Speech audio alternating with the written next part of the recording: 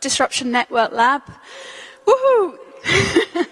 And it's a pleasure and an honour to be here in this, what's been, I think, a really incredible series kind of conceived of and led by Tatiana.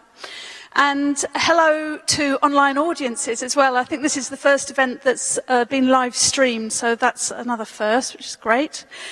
So this is the panel. This panel's called Stunts and Dumps, the Making of a Viral Cause. And we have with us a very kind of, I'd say, a very profound panel here, a profound mix of practices and tactics that we're going to hear about. So we have Mustafa Al-Bassam, alias Tflow, who's the former core member of LulzSec in the UK. We have Jen Peters, who's co-founder of Peng collective, based here in Berlin. MC McGrath, who's going to be starting us off in a minute, who's the founder of the Transparency Toolkit in the USA, and I think based here in Berlin also. And Andrea Natella, former Luther Blissett conspirator, creative director of Guerrigliamarketing and KOOK Artgency from Italy. I discovered when I was kind of looking at the bios that we have two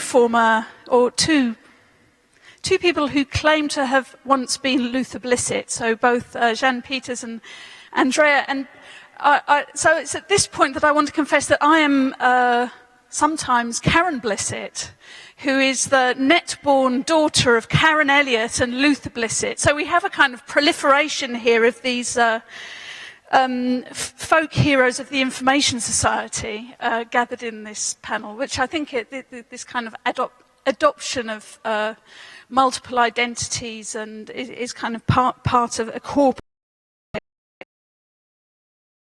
effects and spread an emancipatory spirit in economical, social and political systems. This panel reflects on the practice of political stunts and data dumps by provoking intelligence disruptions, virality interventions and corporate hijacking. And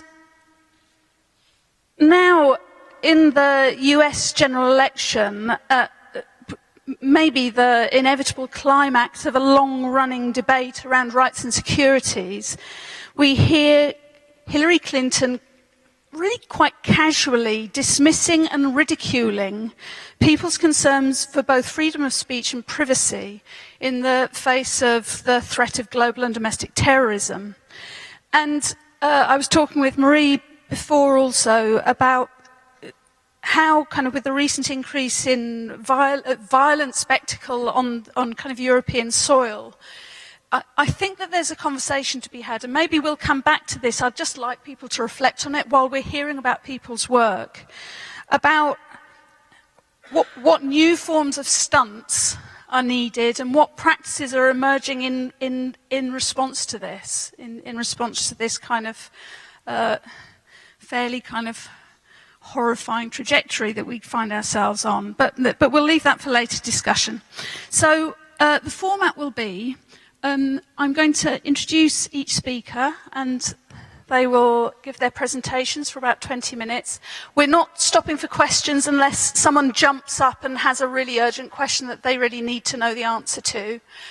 So we'll keep the flow that we've ordered the panel in the way that we think will give us a good flow. And then at the end, we'll have a small discussion amongst ourselves if it feels right, and then we'll open it up for questions. So let's start off with introducing MC McGrath. Thank you very much for being here.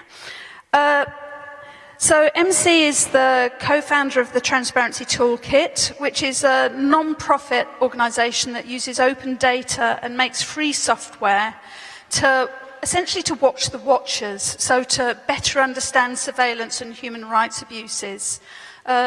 He's a Thiel Fellow and an Echoing Green Fellow. And looking at the toolkit this morning, it's got a kind of fairly astonishing set of resources on there, including the first comprehensive database of the Snowden documents. MC's graduated from Boston University with a degree in civic technology and has also done research at the MIT Media Lab. So I'm going to hand over to you. Thank you. Hey.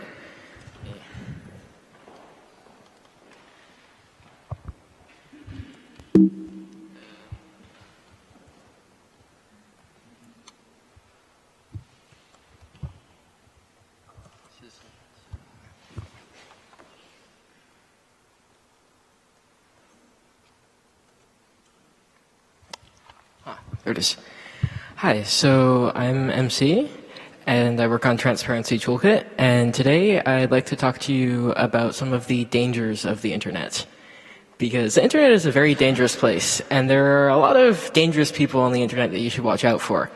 For example, there are scammers, and there are identity thieves, and there are also some dangerously annoying things, like spam and pop-up ads.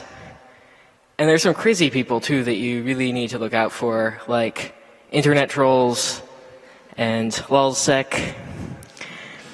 And some of the dangers are not so obvious because they look like they're good things at first, but are really quite harmful, like addictive games and dangerously cute kittens. And there are some more subtle hidden dangers as well, like people who sell your data and corporations that don't care about your privacy. But all of these things aren't even the worst. Because on the internet, there are also murderers. And they're recruiting other murderers, like the Islamic State and the US intelligence community. So the internet is this crazy place, and everyone uses it. And everyone uses it for everything. And they're often posting lots of data publicly. And the intelligence community has realized this. This is a flyer for a startup called ZeroFox, and what they do is they use social media to track down ISIS and other terrorist groups. And so the intelligence community contracts with them and they use the data that they collect. But they don't just use these techniques to track ISIS. This is a different program. It's a brochure from Lockheed Martin. They have this software called LM Wisdom. And this is used also to collect data from social media and help people analyze it. And in particular, Lockheed Martin, this major intelligence contractor, works with Walmart to track their employees that are unionizing and organizing for better working conditions and uses this data to find the main organizers and fire them.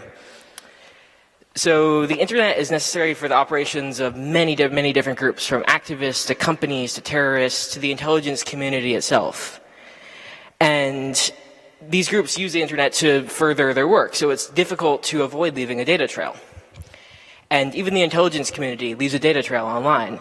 When companies need to find someone to intercept our data, they post job listings online. When people want jobs working on secret surveillance programs, they post their resumes online, publicly. When the government finds companies to help them figure out who to target in drone strikes, there's a trail of that online too. So you can see the internet isn't just for porn, it's also for spies and murderers. So, while the intelligence community complains a lot about how other people are leaking data about their activities, they really leak a lot of this data themselves. And if they're leaking this data themselves, then why can't we use this data? Why can't we collect it? Why can't we use it to find the people who are involved in torture and killing? Why can't we use it to figure out how they're intercepting and using our communications? So to this end, I started collecting various resumes. And we were searching for resumes that included secret surveillance programs mentioned in the Snowden documents, major intelligence contractors, other relevant terms like signals intelligence and targeting office of primary interest. And we built up a database of over 27,000 resumes of people in the intelligence community, and it's called IC Watch, Intelligence Community Watch. And I'd like to go through and show you some of the interesting things and sorts of things that are in this database. So this is Lauren Russell. She currently works at L3, major intelligence contractor, but she started her career working at the US Army in 2008 as an interrogator in Iraq. She said that the information that she gathered from her interrogations was used to capture dozens of people. It also says, luckily, that part of her job was to assure safe and humane treatment of hundreds of detainees. So it's not necessarily all bad. You can find some humanity in these as well. But later, she moved on to a company called Excelis. And in this job listing, it's particularly nefarious. She says she utilized F3EA methodology to conduct analysis on raw and fused human, SIGINT, and comment, helping to create 125 targeting support packets, and then nominated to the Joint Priority Effects list for kinetic targeting. So this isn't necessarily obvious what this is saying. It takes a little bit of decoding because there's a lot of code words used in it. So signals intelligence is what the National Security Agency does. This is a lot of the programs mentioned in the Snowden documents refer to intercepting signals and getting intelligence from them. Communications intelligence is similar, though it refers specifically to communication signals. So this is what the NSA does when they're reading your email. Human intelligence is the intelligence gained from human sources, so from informants or from interrogations. The Joint Priority Effects list is an extrajudicial kill and capture list in Afghanistan for the US military and its allies. F3A stands for Find, Fix, Finish, Exploit, and Analyze. It's a rapid data collection and analysis methodology often used in the intelligence industry and the military. And recently found out that it's often used in drone strikes. It's mentioned quite a bit in the drone papers. And kinetic targeting means attacking a moving target.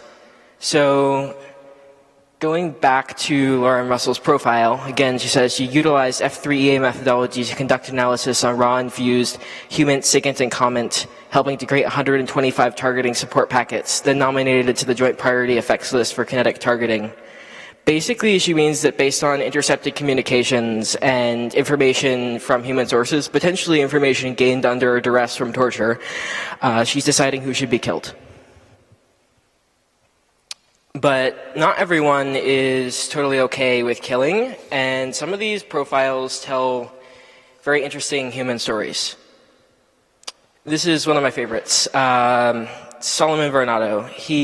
I first came across this profile because I was searching for profiles that had code words mentioned in the Snowden documents, and he mentions a whole bunch of them in one of his first jobs back in 2004, 2005. He was in the US Army, he talks about using X-Keyscore. He was a collection manager there. This is actually one of the first known mentions of X-Keyscore. But this ended up being the least interesting thing about his profile. Later on, he goes to work for L3, and as part of his work there, he says that they identified, collected, and performed direction finding of specified target signals using pen and trace display view and SEGs. But I had no idea what pen and trace was. It sounded interesting, but never heard of it. So I did some searching, and I found another resume that very nicely defined it. It said that they used remote access to operate airborne collection platform pen and trace. It sounds like some sort of drone signals intelligence collection platform. But even that's not the most interesting part. Later on, Solomon Bernardo says that later on in that same listing, he says that he lobbied for independent review of collection management processes, mission scope, and daily duties. So it sounded like he tried to change something about how data was being collected, and that ended up not going very well. After this, he has one other job in the intelligence community. He worked in the intelligence community for over 20 years. And in his next job, he stays there for only 2 months. In this job, he's also doing SIGINT analysis with data from drones, actually data from predator drones, specifically based on some of the tools that he mentions using. And then he leaves this job after 2 months and leaves the intelligence community entirely this time. And he starts working at this used car dealership as a used car salesman. So that's quite a huge career change, and it sounds like he might have been upset with how things are going and couldn't figure out how to fix it and just found another job instead. So, another example. This is Michael Acosta. Back in 2011 and 2012, he worked at Guantanamo Bay. He was primarily trying to find out about attacks on Guantanamo Bay itself, it sounds like, rather than getting intelligence from detainees for the sake of itself. So he says that as part of his work, he monitored 15 detainees and collaborated with the behavioral science consultation team to garner key psychological inputs for over 150 detainee assessments used to inform camp leadership of potential threats. And then later on, he goes and works for the Air Force for a couple years. And he talks about how, part of his work, he produced detailed pre-mission briefs for geospatial analysts and mission operation commanders working live unmanned aerial vehicle, full motion video exploitation missions. So something to do with drones, whether it's Predator or second drones, it's hard to tell, though he later talks about targeting when he says that he was responsible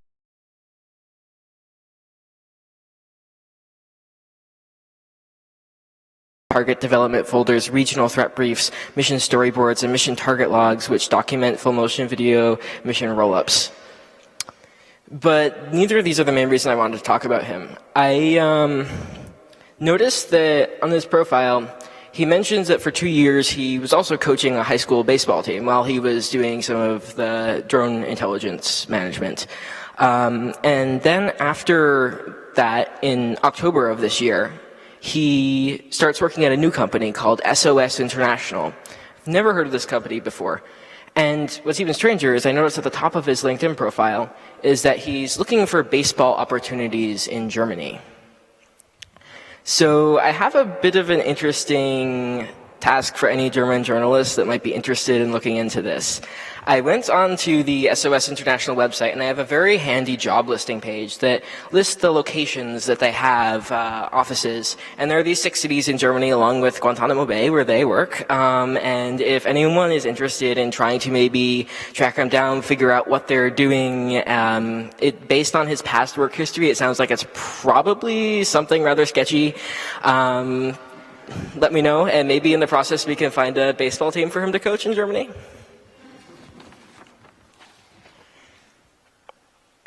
So why does this matter? Why look at individuals? This strategy scares a lot of people, and it scares a lot of the people in this database. We got some angry phone calls and angry emails from the people in the database.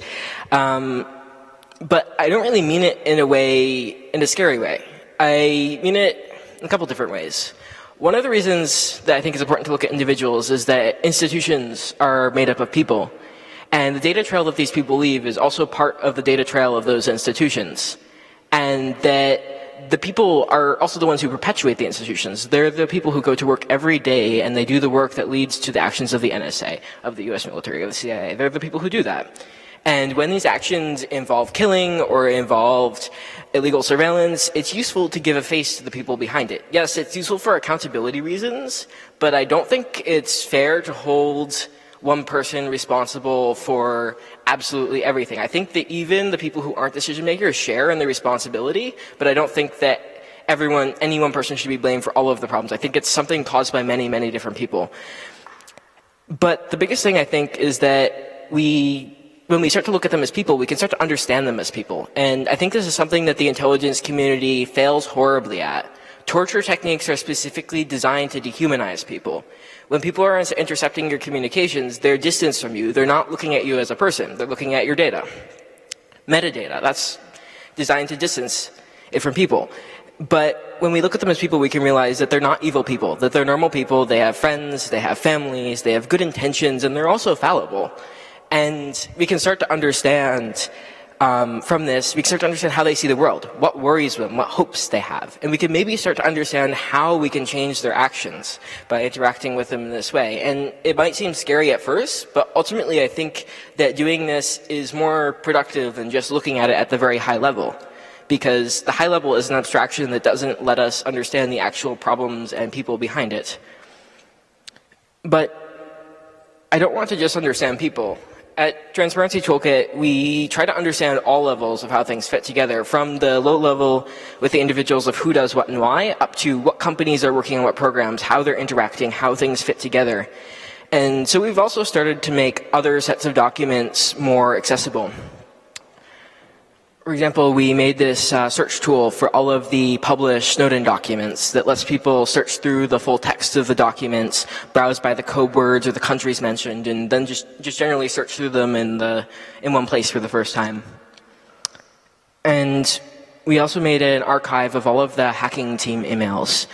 Over the summer, there was this large data dump that was anonymously published about a company called Hacking Team. It's an Italian company that makes intrusion software and sells it to governments around the world. This software is often used to spy on activists and journalists and track them and all sorts of things. And this data had a lot of details about the software itself, who they were selling to, and just generally how the company worked. But it was gigantic. It was 400 gigabytes, and many people didn't have the hard drive space or the internet connectivity to be able to download the full data dump. So the first thing we did, actually with Mustafa's help, is we mirrored the data and made a mirror that people could go to download just one file or just parts that they needed or to browse it in the browser. And then we realized that the emails in this data are particularly inaccessible because they could only be opened on this one program on Windows, and some of them were corrupted, and it was just a bad situation, but they were also particularly interesting. So we made a search tool in the browser where people can browse through them just like they could their normal email, and see the threads, and also have some utilities to view the networks between senders and receivers and how those relate to each other. So the intelligence community already has tools to collect and use data in these ways. But researchers and activists and journalists and human rights groups don't have those tools at all. So we've started to build free software to do some of these things. And this includes tools to help people collect data from many public sources online. So to be able to just type terms into a box and click go and get a collection of data that's easy for them to browse and access.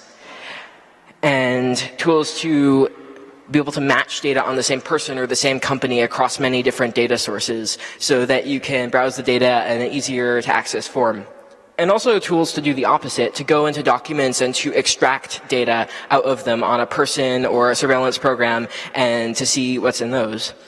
And finally, tools to make it easier to browse through the documents. So search tools, tools so that you can see things in network graphs and maps. And from this, we hope to enable anyone to make any of the databases that we've made so far, so things like IC-Watch or the Snowden document search or the Hacking Team archive, in less than a day and entirely without programming. And when people can do this quickly and this easily, this is going to be quite powerful because it means that anyone can start to use data in the same way that intelligence agencies and governments can now. And when that's possible, it starts to enable us to build external structures of accountability that aren't dependent on the existing ones. And we need this because the existing structures have shown that they fail again and again and again. So we need to build our own. And I think that collecting and using information this way is one of the ways we can do that. Thanks.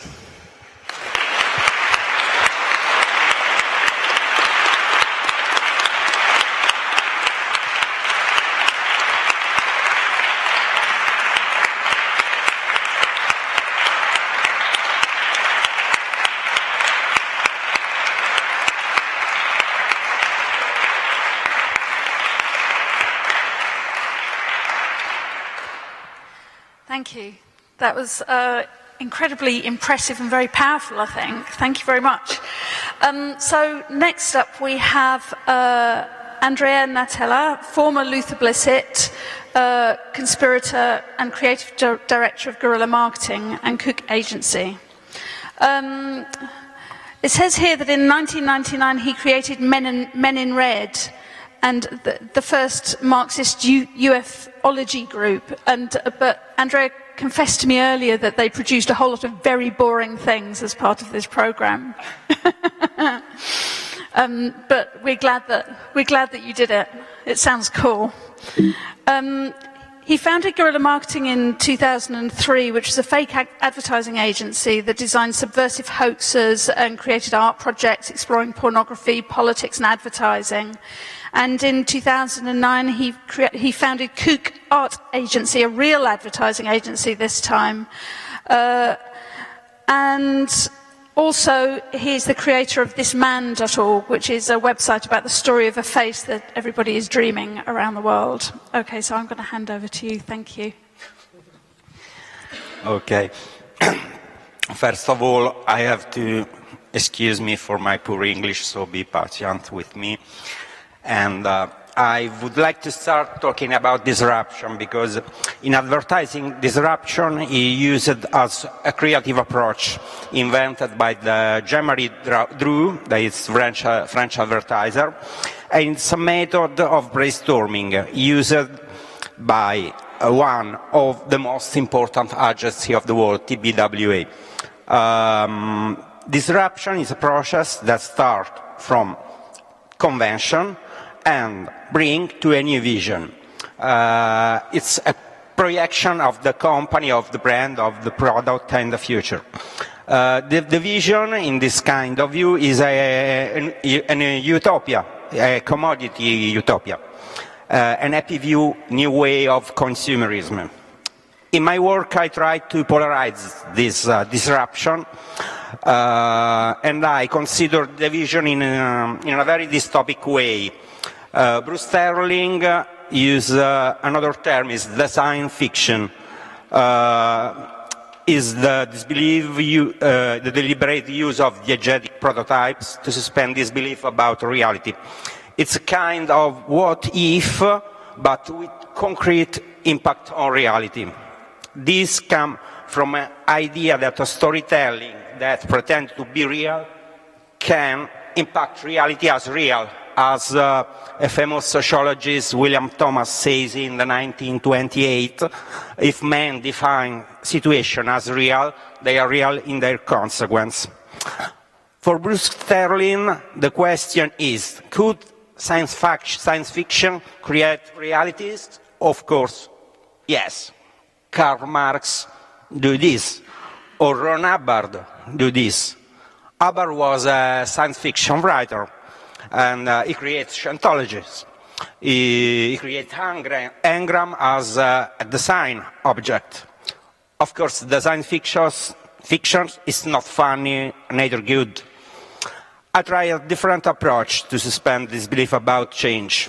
In 2002, I started to use this approach with Guerrigliamarketing.it. It was a real fake agency because now I am a creative director of KOOK Artgency, and it is a real advertising agency. But when we start, the team of the group of Guerrilla Marketing, nobody had any experience or skill in advertising. We simply had started with some cultural jamming action or pranks and pretending to be an advertising and not an artistic or political group. Our goal was to explode and explore some economic contradiction between the brand logic. If consumers are part of production process, as Karl Marx says, how far does brand go? Before Facebook's, we try to underline that consumers become workers.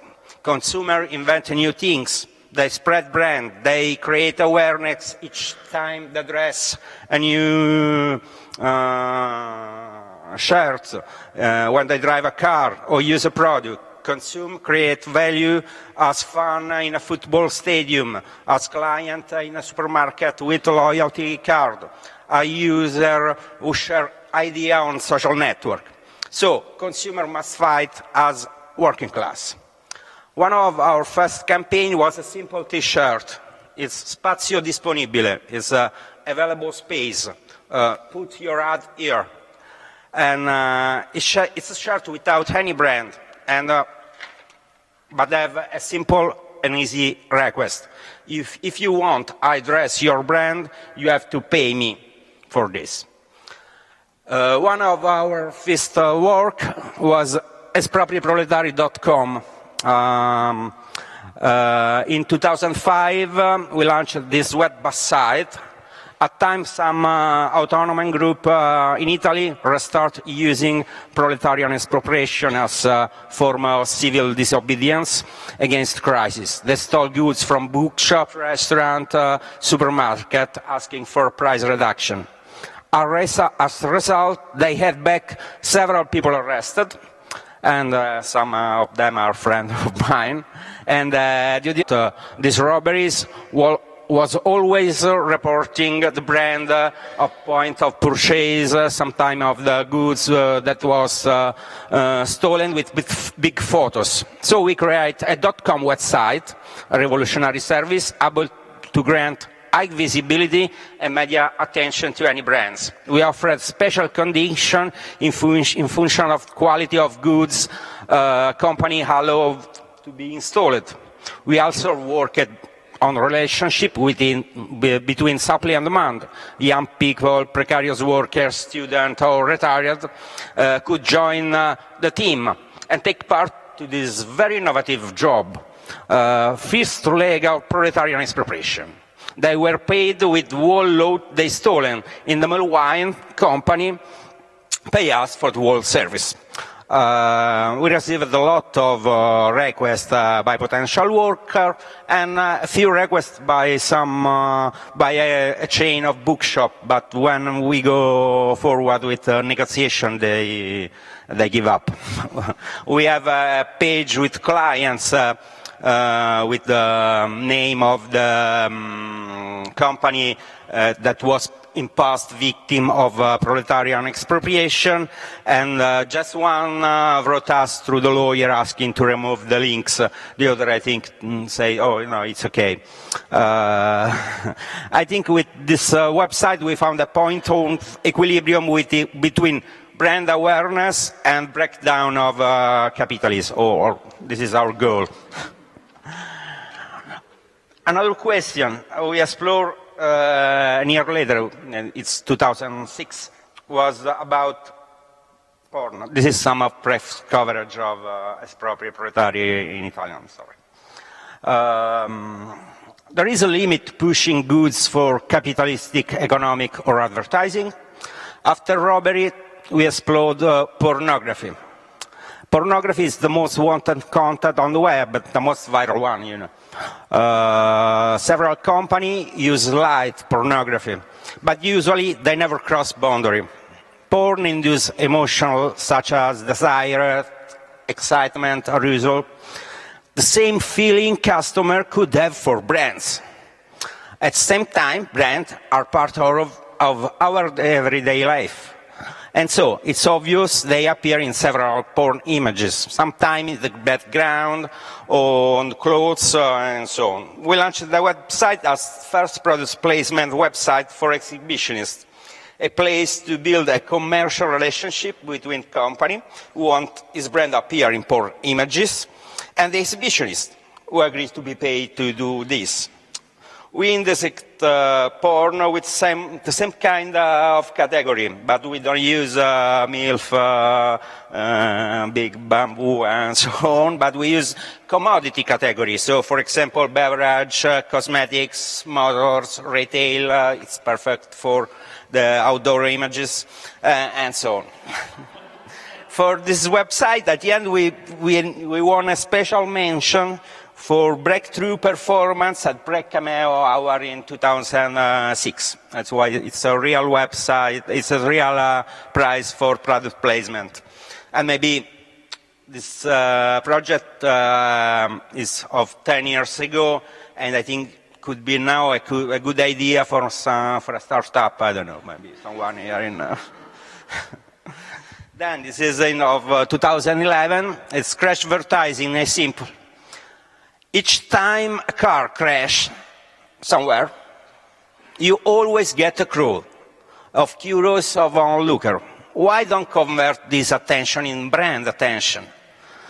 Sometimes company could be interested in, I think the insurance company, love office, automotive industries, road assistance, or I don't know. With cash advertising, we hire people to alert us in the case of any car accident. Crash advertise team arrive on the spot and showing banner and giving 70 West with brand to other people involved in the accident. Then we take picture and video and spread the web, because the car accident is another viral content on YouTube and the website. Of course, we pay a revenue to the people that advise us or that maybe could cause accident to have some revenue. Can advertise is very easy. Choose a spot, be creative, make a share, and spread buzz. Then, you see, we often use the point of view of capitalists to represent this contradiction, but sometimes we use the point of view of the consumer.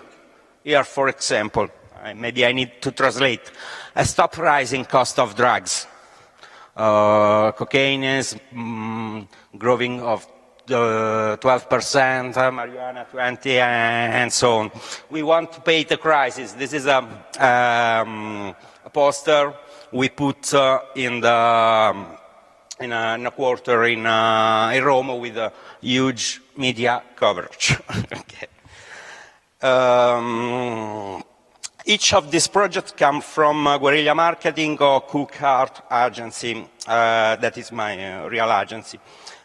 We use this project as art intervention and also as business experiment for the agency.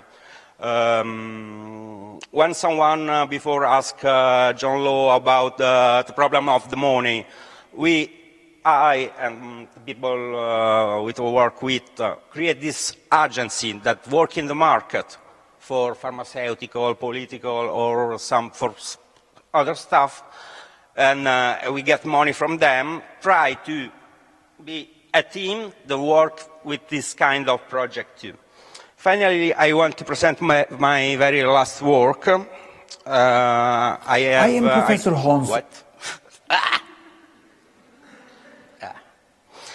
I use Hans Rollis of Gapminder Foundation that shortly introduced the concept. I am Professor Hans Rosling. This month, April 2015, more people than ever are drowning when traveling to Europe across the Mediterranean Sea. Some come to look for a job, but many are refugees from war and oppression. But why do they travel overland to Libya to get onto these dangerous boats? Is it because they can't afford to fly with an airplane? Let's look at the numbers. A single ticket from Ethiopia all the way directly to Stockholm cost 400 euro. To fly from Lebanon to London is 400 euro. And you can buy a ticket to fly from Egypt to Rome in Italy for 320 euro.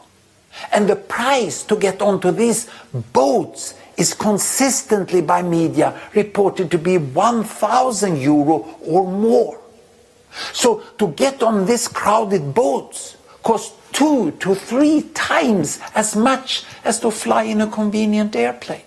So what exactly is it that stops the refugees from flying to Europe to apply for asylum?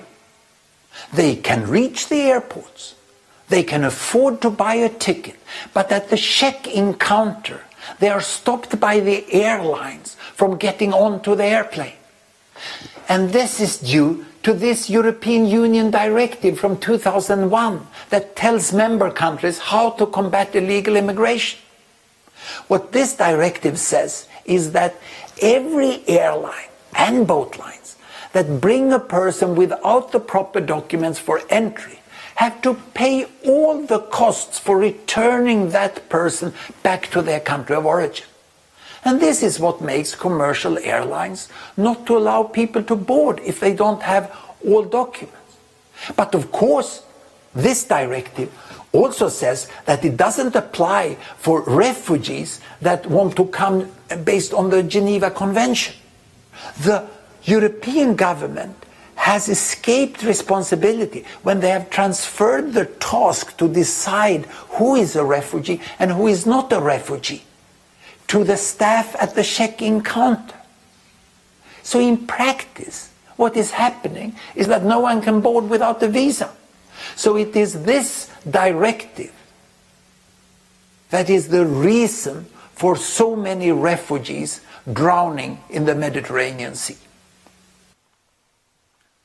So my question is, in a marketing point of view, why there is no airline company who decide to violate this directive? They could simply check before boarding if migrants are suitable for refugee status.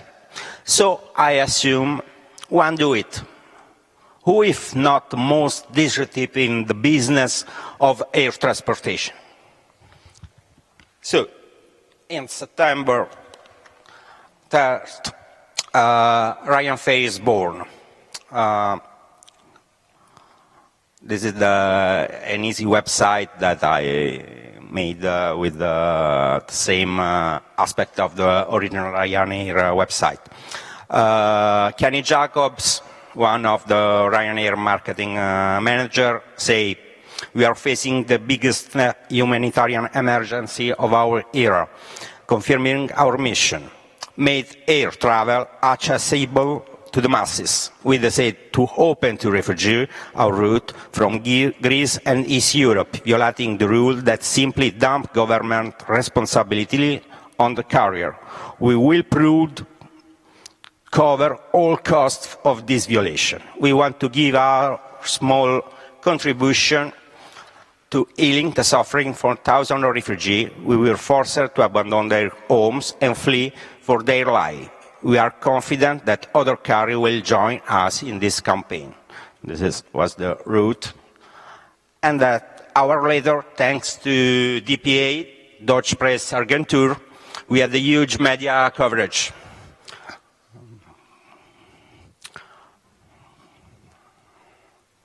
It's Hungarian, Italian, Ryanair first airline for refugees, and so on.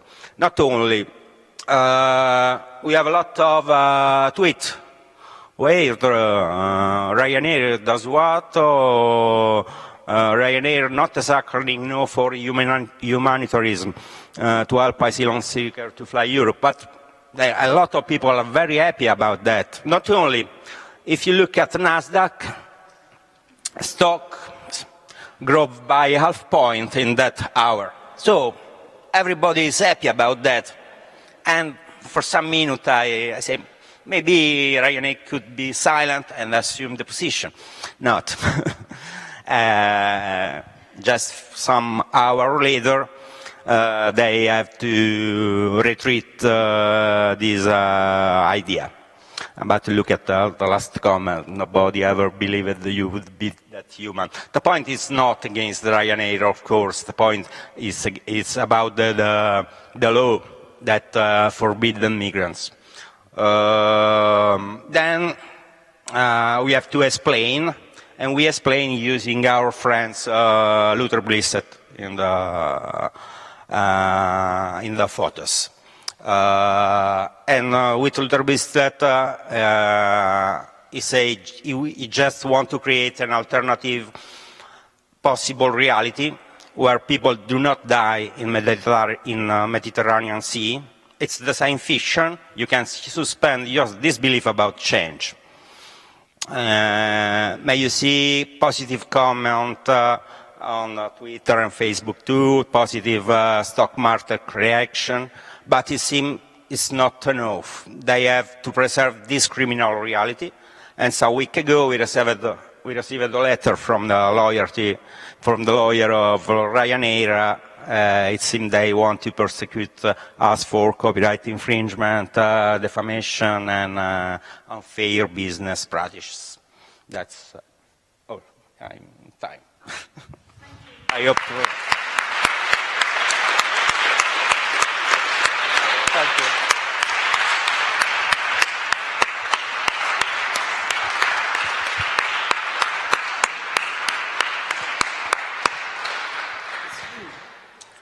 Brilliant. Thank you so much. That was just great. So now to Mustafa Al-Bassam. Mustafa is an undergraduate at King's College London in computer science. He gained notoriety in 2011 for being part of LulzSec, a computer hacking group responsible for a number of high-profile attacks, including those on the CIA and Sony.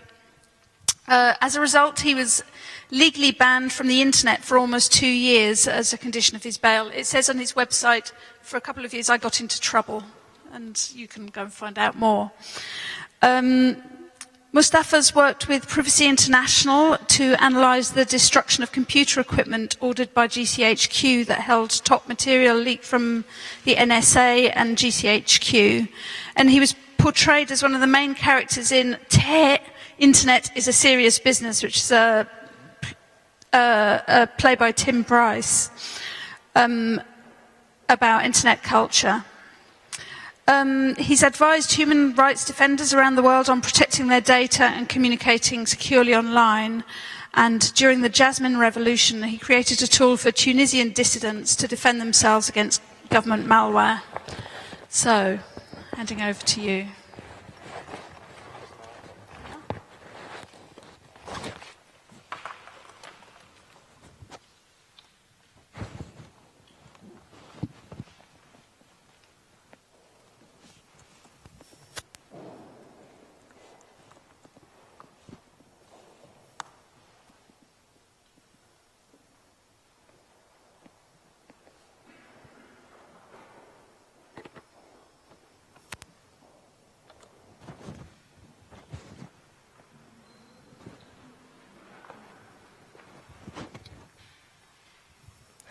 Does it work? Good. Hi, so yeah, I'm going to be talking a little bit about my experiences with online activism and hacking. And to start off, I want to say that, this is relevant, Germany is kind of a special place for me because when I was a 5-year-old, I was a refugee from Iraq, and Germany was the first place that granted me and my family refugee status. Then after that, we actually went to London, and that's where I live now. And it's kind of being an outsider there, I think, is kind of what sparked me to do activism and learn about technology and hacking and information security. But even though I kind of have a sort of playful mindset around with playing with data and facts, I've also had that in the offline world before I even started doing online activism. And this is sort of an example from when I was in secondary school. I was enrolled in this biology course, and I was really annoyed with the amount of homework that my teacher set. It was just a ridiculous amount of homework, and I was convinced that the homework wasn't really helpful at all. So, but the teacher had a public Google document of how many homeworks everyone completed, and also the test score in a mock exam result. So just to sort of prove a point, I created this graph that plotted people's test scores and the amount of homework they completed. And it turned out there was a negative correlation between homework completed and test score. So in theory, the more homework you did, the lower your test score. And so that's kind of, I like to use data and facts and present them in a sort of way that invokes a reaction from people. And that was quite successful because everyone stopped doing the homework.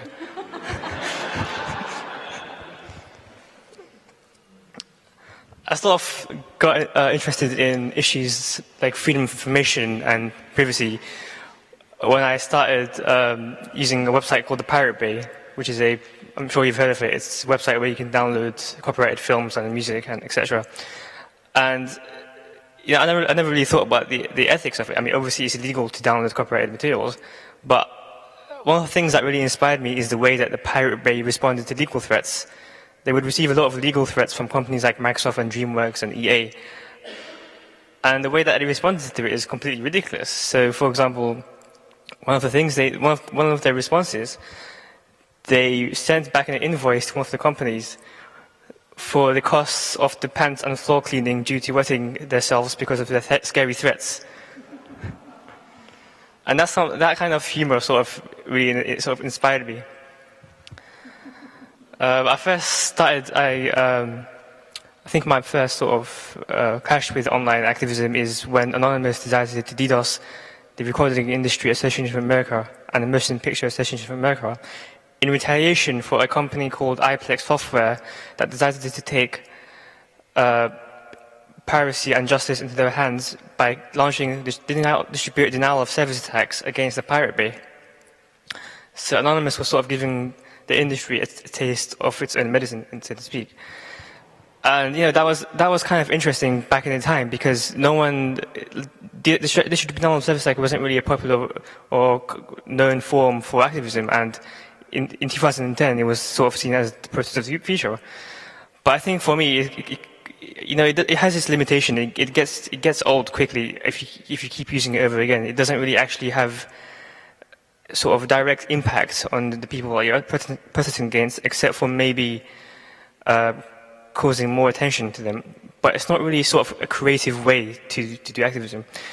But the techniques kind of changed a bit when there was this company called ACS Law, which was a company hired by companies that own copyrighted materials, mostly pornography companies, to try to prevent people from downloading their materials illegally on the website at Pirate Bay.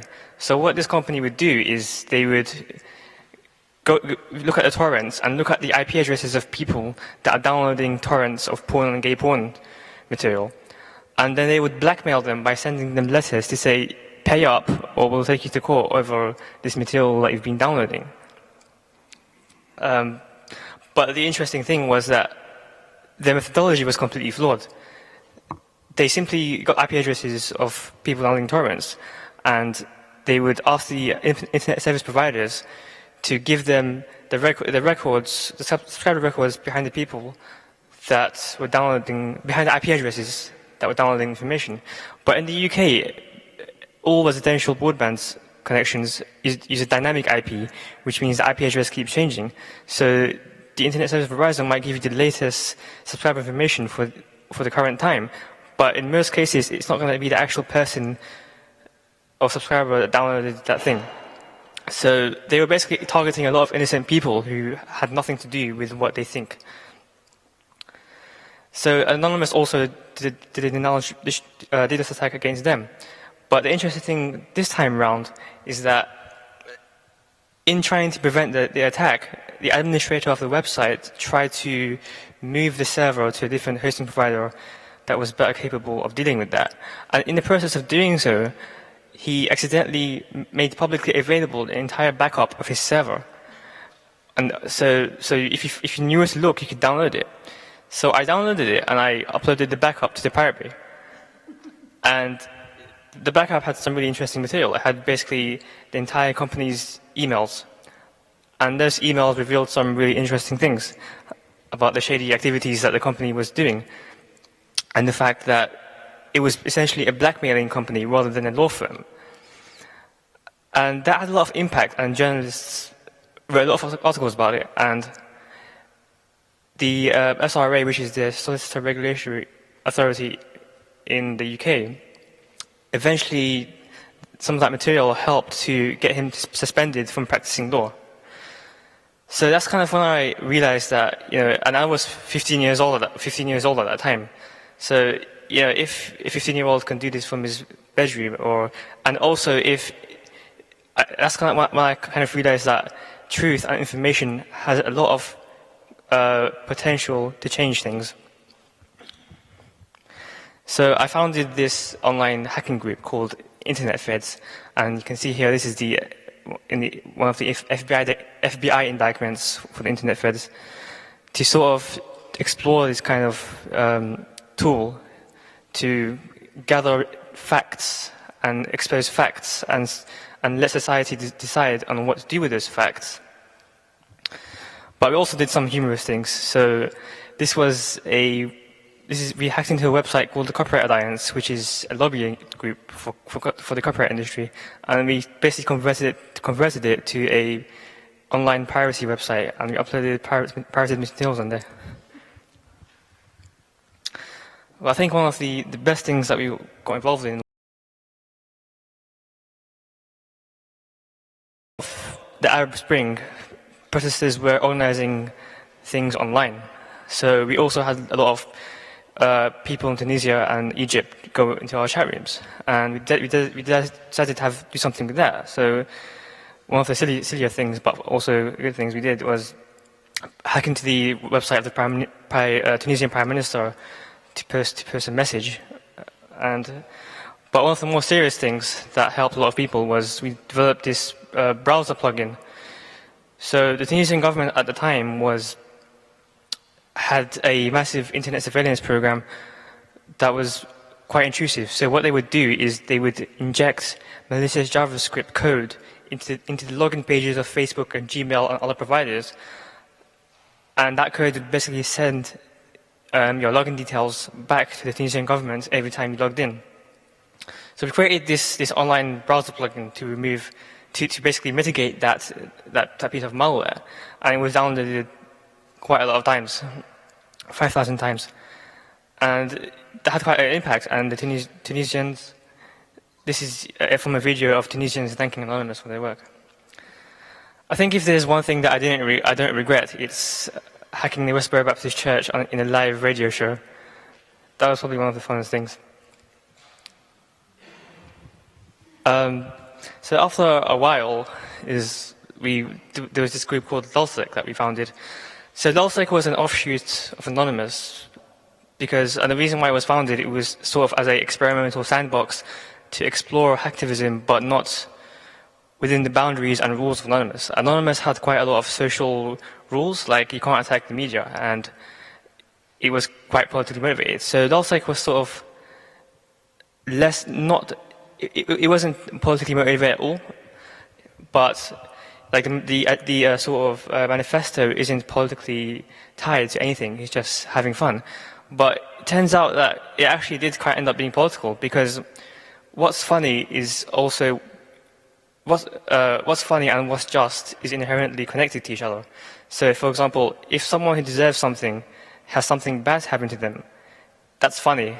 But if a charity, for example, got hacked, that's not funny. That's quite sad. And when we started it, I didn't really expect for it to get a lot of public support, because we were basically dumping data for fun. But so the amount of support it got for it was quite a surprise for me. This is a poll on the website that says, "Were you entertained by LulzSec?" And apparently 75% of people were. Apparently, at one point, we were more popular than One Direction. So we did a lot of sort of humorous things, like when Obama treated hacking as an act of war, we hacked into an FBI-affiliated website to leak 180 usernames and passwords from FBI agents. And it turns out that these FBI agents weren't following their own security handbooks, and they were reusing passwords everywhere. And we do things like post fake news articles on the Sun website. This was when they were involved in the news, in the phone hacking scandal. So we posted a fake news article proclaiming that Rupert Murdoch has reportedly been found dead in his garden after ingesting a large quantity of palladium before stumbling into his famous topiary garden. Yeah. So eventually, it didn't last very long. The FBI eventually arrested, I think, 5 of us. No, 4 of, yeah, 5 of us. So yeah, one of the people involved, I'm sure a lot of you know, was flipped over by the FBI and turned into an informant for a year. But I was quite lucky to get off relatively easy, because I was sentenced to community service, which is quite lucky compared to what people are sentenced in the US. If you look at people like Jeremy Hammond, he was sentenced to 10 years in jail for what he did, which is ridiculous. But even then, after that, the FBI does a lot of ridiculous things, and I like to do some ridiculous things back to them. So, for example, I created a hidden service that you can to allow people to submit anonymous crime tips to the FBI, and this was my response to the FBI attacking Tor by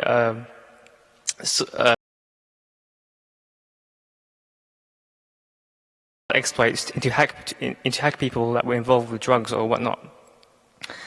And one of the funnier things was this FBI agent called Chuck Esposito gave a talk at a conference. And he said apparently, according to him, the only solution to stop Anonymous is to get them all girlfriends. So I emailed the FBI to ask them for a girlfriend. Unfortunately, they didn't respond yet. This is one of my websites called GCHQ Careers. You can go through it right now. It's at gchq.careers. And it's basically has a website with a lot of fake jobs to sort of highlight the activities of GCHQ and how ridiculous they are. So, for example, you've got here a child porn librarian, and that's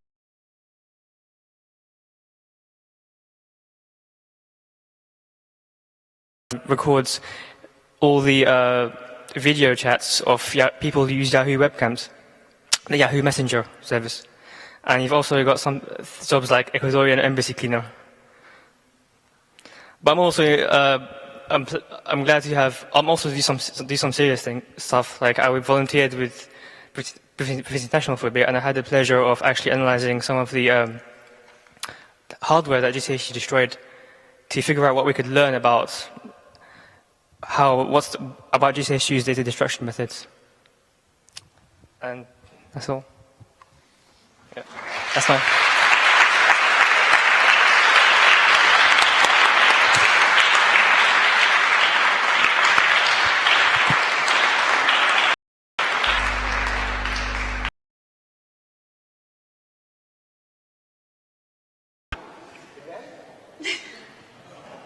Thank you.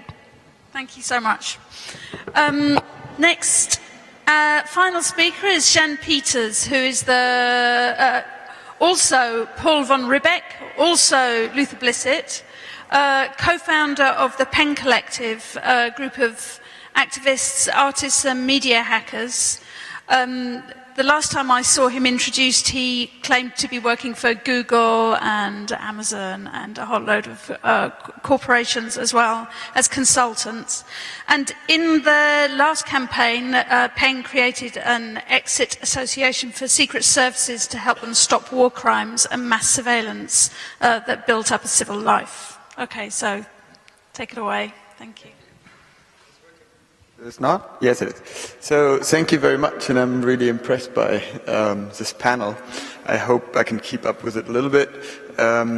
So, yeah, I mean, my brain is still tickling from all these people, also John Law. So I'll try to get quickly through it. So you mentioned Google Nest, and basically what we do is with the Peng Collective, we are very frustrated about how the civil society is not keeping up with defending civil rights and, you know, like all the things that civil society should do against other evil powers in the world, which are mainly striving or coming from capitalism, I guess. Whatsoever, I don't want to complain too much, and we started to do different stunts and actions to mainly inspire those who have a little bit more possibilities. So we hope that all those NGOs which are there to defend the rights of civilians are hopefully getting inspired by our tactics and strategies, and we are having fun developing them. So what we did, always being inspired by others as well, from the social movement mainly. We went through lots of different companies like Shell, like Google, and I can maybe just... Oh, wait. Why is that not showing this one? No. Right now. No. Thousands No, stop it. No, so can you reload this HTML? Just like a reload here?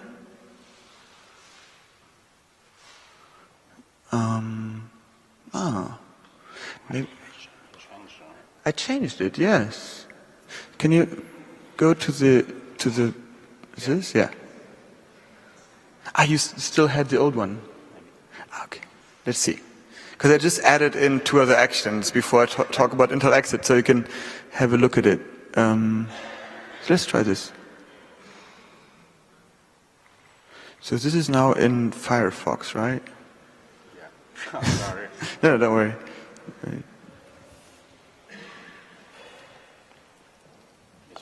Apricon? Google Chrome. Yes. So let's see if it worked. I just quickly added 2 parts. No, it's not in there. Okay, don't worry. Don't worry. I just skipped the Google part. Yeah, it's fine. No, I mean it's not in there, right? So okay, yeah, we went as Google and so on. So we also created an anti-sexist bot army. You can basically look it up on our website, where we were like automatically scanning Twitter for sexist behavior and inviting them to join a self-help course to become a proper feminist within 6 days. But so we're basically looking at new possibilities. So the problem we have with the surveillance state and with this huge global movement of secret services trying to collect metadata and kill people on this basis, going through Rammstein and in Nevada having joysticks, listening to heavy metal and killing people in Pakistan. This is so absurd that everyone knows that who wants to look it up online. It's like the information is there, and somehow there's no global movement to react to that. And we researched for a year, what can you do to mobilize people against secret services, or what can you do to we're still all using Facebook and all this general frustration and social movement. What can you fucking do? And after a while we came to this idea to create Intelexit, which is basically an exit program for people working in the intelligence, which is kind of I think the work of you, and it somehow clicks very much. And maybe I just show you the advertisement video. We went to New York and to London to get people from different groups to work with us, and what came out of it is a website where you have a test for people working in the secret services, and they get an automatic resignation form that they can then fill out and give to their employees. And here's the advertisement. Right now, thousands of people work in the shadows of the intelligence community. They don't ask questions. They follow orders, keep their heads down, do their work. But what happens when you see something you can't forget? When you realize that the system you are part of is chipping away at democracy every hour, every day. You feel stuck, overwhelmed. Some people have already made the decision to leave. Others are thinking about it every day. Intelexit helps people break free from the intelligence community and build a new life.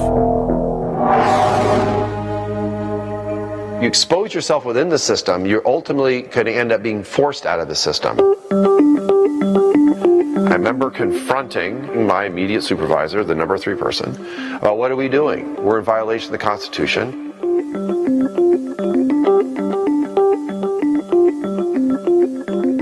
Many Secret Service employees are disillusioned. Why are we taking equipment that is traditionally foreign-facing, outward-facing, and we're now instrumenting our networks within the United States of America?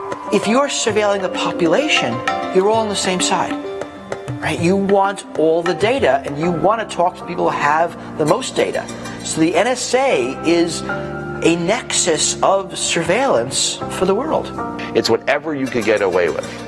That was part of the game. And it was whatever would serve in the interest of national security.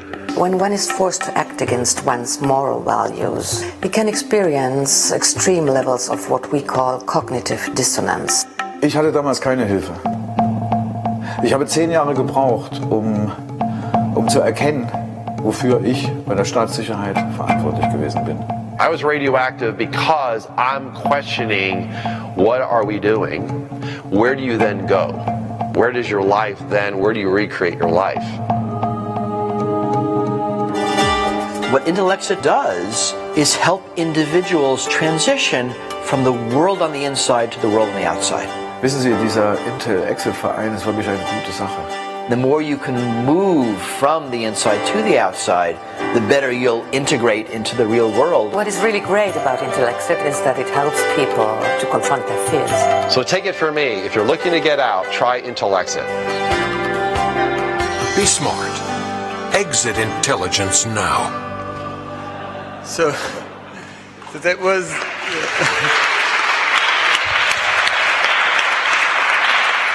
Okay, so now we had this website, we had the advertisement video, but we want to really get these people out of there. So we basically got a truck to go around the NSA in Maryland, and we went to their favorite coffee shop at 2:00 p.m. where everyone would go and eat.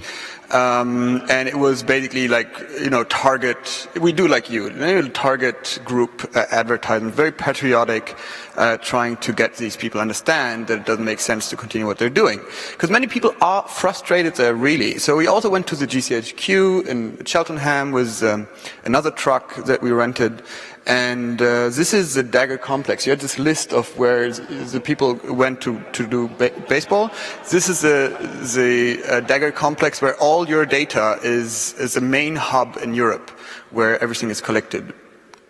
So you can see the antenna of the Dagger Complex in the back. It's a very shady area. It's difficult to get there, but every employee has to pass by its billboard. So we're bold, like very simple advertisers, basically. Nothing very guerrilla kind of thing, just advertising billboards. This is in front of the Wiesbaden, the Clay Kaserne. It's where the next bigger compound of the nexus of all data for Europe is going to be prepared actually this year. I don't know if it's going to still happen or next year. So this is the European, this U.S. embassy in front of the Bundestag, where they got they intercept the Bundestag, which is actually, I think it's fine to get Merkel's data. I totally understand that. I just think they should stop it for civilians. This is the BND, it's the German Secret Service, the new building, but obviously also the old building where they're still working. And then we went to the Verfassungsschutz, the inner secret service, and so the name is funny because it's called it's there to secure the constitution, Verfassungsschutz. So we took the constitution, the German constitution, and we plastered it on the inner secret service, which is there to secure the constitution, and obviously they tear apart the constitution because they're not there to protect it, but they're rather there to protect themselves and others because they supported Nazis to kill foreigners in Germany. This is quite a big saying that unfortunately not enough people outside of Germany know. But they do big amounts of money go to Nazi groups actually. So then we went one step further.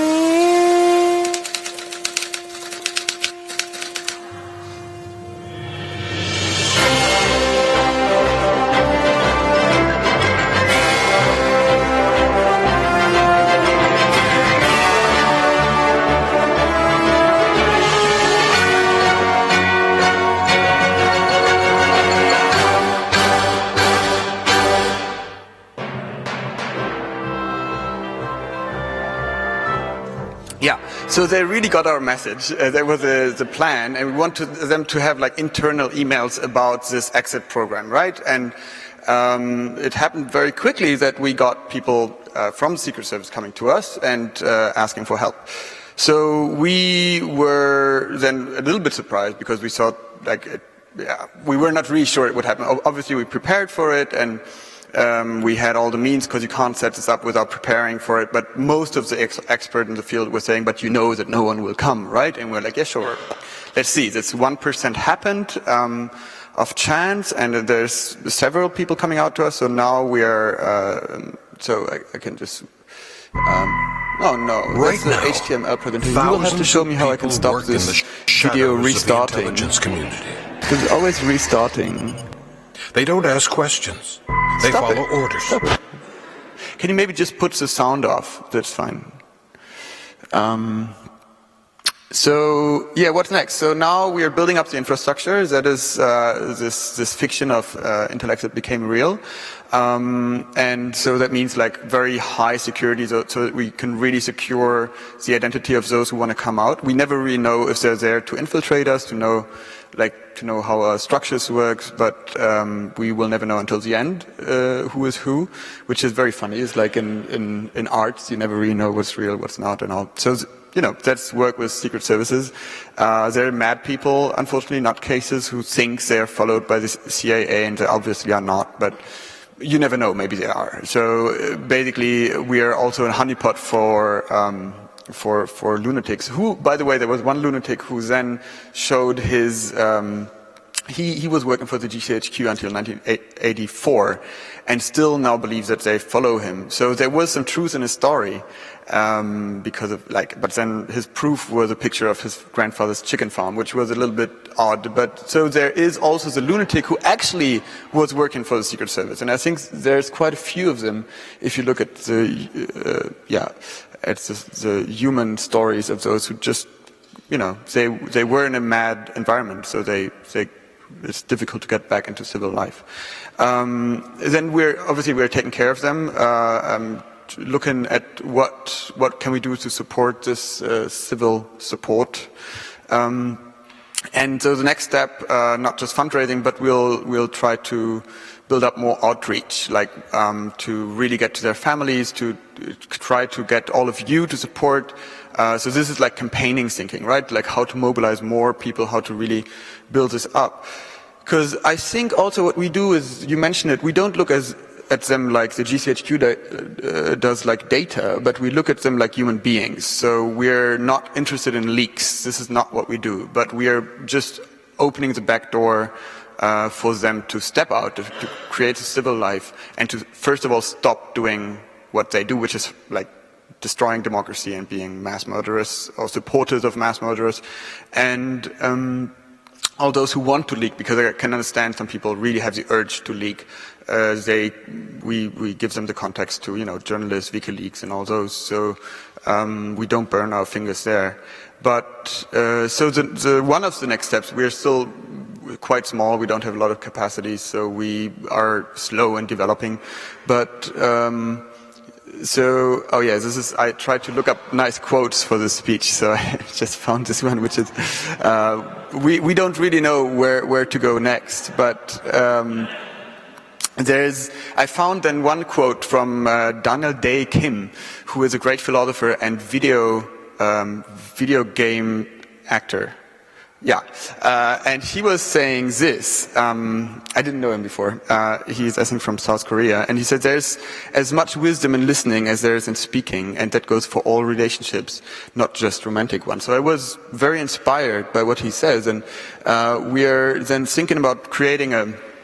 Sorry, it's in German. Anruferin is caller, so we're creating call center where you all can call up the NSA through different servers. So you're kind of secured, and they can't follow back your phone number. But so it can be a Tor service. We're not really sure how we're going to build it yet. But you can, because we're going to get lists of direct desks from the NSA, GCHQ, and so on.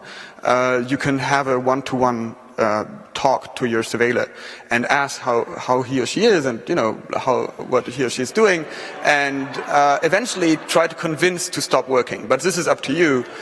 We are going to give you a manual of manipulative tactics of like being very kind and caring, or very aggressive. There's all these classic call center things. So this is one of the next things we're working on.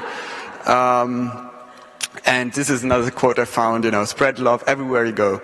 Let no one ever come to you without leaving happier. So this will be, I guess, the goal of Intelexit at the end.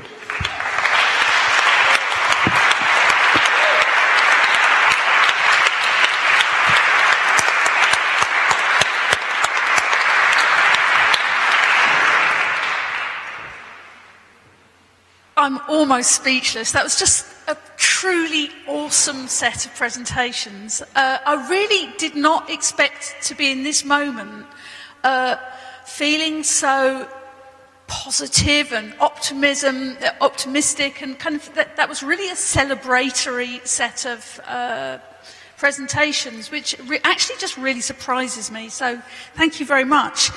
And I guess one of the common factors in all the presentations, which again surprised me, I don't know why, but it's just a kind of common thread of warmth. And possibly I spot a move in some of these, I've been paying attention to the practice of pranking and stunts for many years, and it seems that there's a move away from public spectacle and shock intended to make people feel uncomfortable, to actually things which are genuinely more warm and engaging, and where the surprise is actually that maybe you care. And this is actually kind of coming through in a lot of the tactics that you're using. I think one of the things that made me think that we might be feeling a bit depressed by this point was an announcement I read, I think it was posted on the NetTime mailing list yesterday, about the founder of Pirate Bay, who was interviewed on Motherboard, saying, right, that's it, I'm giving it all up, there's just no use, we're done with the internet now, there's no space for the internet as a space for making political and radical social change. And I just wonder if any of you would like to kind of respond to that, because it seems to me that you are all finding ways to do things which are just kind of moving on from maybe some of those early tactics. Good, Mustafa, you've picked up the microphone. Yeah, I mean, I saw that interview. Yeah. I mean, and I completely disagree with him. Good. I mean, you see, he sort of saw as the battle as like either win it or lose it, and I don't think it's that. I don't think it's either win it or lose it. I think it's there's always going to be good things and bad things in the world, and there should always be people trying to maximize the amount of good things. Now, if you didn't have anyone at all fighting for your rights on the internet freedom, the internet would be a much worse place, right? It might be a relatively bad place now, but if we just gave up, it will be a much worse place, and you'll have much more suffering and less rights. So I don't think it's right to say we should just stop caring we've lost the battle. It's not a binary win or lose. Yeah. Okay.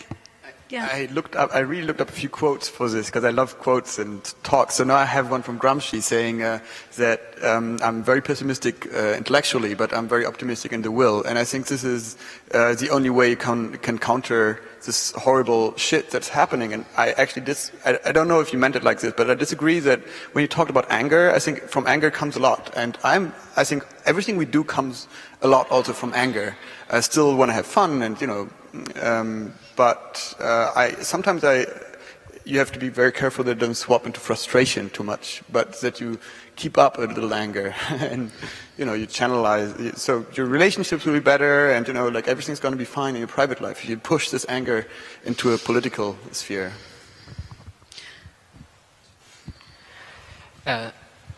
I don't agree with it, but I think that the internet is changing, and there's increasing surveillance, increasing corporatization of the internet, and I think that there's a window where when that closes, if we don't do anything now, it will be a lot harder to do some of the things that we're doing today. And for a lot of people, I think it's already quite difficult. People who don't know how to use things like Tor and encryption, but want to do things that might otherwise be censored or that they might be targeted for. And I think that we need to figure out ways to make it easier for people to use the internet for those things, and also decrease some of the surveillance and corporatization that's currently making it harder, and that now is a crucial time for that. I don't think it's at the point where it's impossible yet, but it might be much more difficult if we keep waiting and we don't do anything now. Do you have anything you'd like to add, Andrea? No, it's a little bit difficult for me, but my idea is that if surveillance stop any form of reaction, of creative reaction, I think that they won't simply because exist before any real control. So we have to transform our anger in creativity, in a creative way. I'm with you, because boredom are the enemy antes before the control. I think the question is important. I don't believe we'll win. I mean, I don't know what it means to win, but if so, and we believe, okay, we can, whatever, like stop that, I'm very, very pessimistic, and we're really all fucked. Still, I mean, what can we do now? Like, can we just say, okay, we're all fucked, or can we have fun and fighting it a little bit? So at least, I'm a little bit Protestant there, maybe in my mind, but then when I'm dying, I'm saying I tried, you know? Like, that's all we can get, I think. Yeah. I agree. Okay, so I'm going to direct one more question directly to Andrea, because I think you're doing something that's a little bit different to some of the other things that we saw, which is you're engaging with markets in a very particular way. And I wonder, and it strikes me that regardless of what is happening in the world of surveillance on the internet, that the way the markets are operating, and that this is still a very live area, that there is still a lot of work that can be done. So I wondered whether, yeah. I think we need surveillance because we need to save the market. So, of course, the way which market use some information about citizens is a lower level respect the information that need the surveillance to preserve the whole market area. I'm not sure you are asking about that, but I'm with them that work exactly in the question. And same time, when you use this kind of tactics, you are an object of surveillance sometimes. Okay, thank you. Now I'm going to open up to the floor. There are many, many people with their hands up.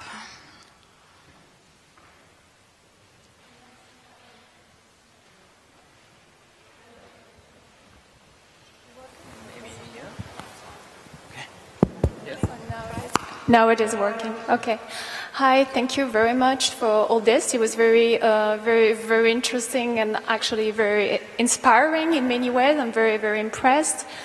I'd like to maybe zoom out a little bit and step back, because I was just like listening to you and I had trouble relating what you were saying to a broader political spectrum. And what I mean by this is like, I mean, okay, I'm going to try to put it in a simple way, but I was a bit confused by this. For example, when you're saying what you have in common, obviously, and I totally agree with this, is we have to kind of fight back this monitoring and this kind of NSA surveillance, which kind of totally invading privacy and citizens' privacy, and people should be aware of it and how we can do it, etc. What I would like to ask you is, don't you think there is a need for surveillance in certain cases, and how do you make a part, and how can you tell? I mean, don't we need, we could be totally anarchist and say we don't need state at all, or we don't need any intelligence agencies and we don't need anyone. And I guess what makes me think about this is just before coming here, I was doing I'm a journalist for Ex-Berliner, and I was doing an interview with someone who just did a movie about the Charlie Hebdo attacks, and we were talking, of course, about the Paris on walls here, and I don't know how they relate anymore. You have people telling you, but we were killed by terrorists. We need surveillance to go against this, or some kind of surveillance. So my question is there such a thing as civil liberties or like privacy respectful type of surveillance, and how do you react to that? I'm sorry to be a little bit the devil's advocate here, but I think it's a kind of interesting question as well, right? I'm very glad you asked that. Yes, it's a good question. Who would like to respond first. I'm sure everyone is thinking about it. First of all, I think many people think that we need surveillance for things that we don't really need surveillance for. For example, the Charlie Hebdo attacks and terrorist attacks. A lot of people think that we need surveillance and mass surveillance for that. But I mean, if you look at, for example, reports released by the White House that explained how many terrorist attacks exactly that NSA surveillance has prevented. First of all, it started out as 21, and then they changed it to 10, then 5, then 1, then the final number is 0. So I mean, do we need surveillance? I mean, to stop terrorists? I think the question is, is surveillance really? Does surveillance really stop terrorism? Does it? I mean, a lot of people think that surveillance is the answer, but the evidence and the facts show that it's not the answer. I think a more productive strategy than trying to find terrorists would be to try to figure out why people become terrorists and if we're doing anything to encourage that. The other problem with surveillance is that even if someone did make some perfect justification that it was being used for a good reason, it gets out of hand very, very quickly, especially due to the secrecy. So even if there were such a justification, there would need to be so much publicity about the surveillance methods just because it can get so quickly out of hand that it's not really a viable solution, even if there were justification. Okay, so no, I think there's not one solution, for sure not. I think one evidence-based surveillance is a very good idea as a concept. Still, there are problems in it, but that means okay, whatever surveillance you do, you have to prove that it works. And this would basically mean that 99% of all surveillance measures are going to be killed from today to tomorrow because it's not provable. Especially, I think there's one case where there was a mass surveillance a success of, I think it was a drug trafficker somewhere in Nevada. So this is what we're looking at. And what interests me is how quickly you get the public opinion to swap after a few horrible terrorist attacks. You get the public opinion to swap to say, okay, actually, surveil us. Because you can, the old school one-to-one surveillance where human beings are interacting with other human beings and infiltrating networks is this, which is known as maybe working better in a way, but still is highly problematic as well. And I don't know, but I would rather also look at I think yes, certain people have to be surveilled in a very transparent way. I think Merkel is one of them for sure, and I think all other power-striving politicians are part of it as well, not in their private life, but in the public life. And I think those agencies who are working to count as counter-terrorism agencies, they should be very fully transparent in how they do it, not in every little case always putting publicly, now I have this and this person in my surveillance category, but there should be much higher means of controlling them, because otherwise we have a falling apart democracy, and this is what we don't want. And when you look at Demolition Man, it's a Sylvester Stallone half-sexist movie from 90s. He was coming back to the future and looking at camera and very clearly saying, oh, fascism! That was fascism.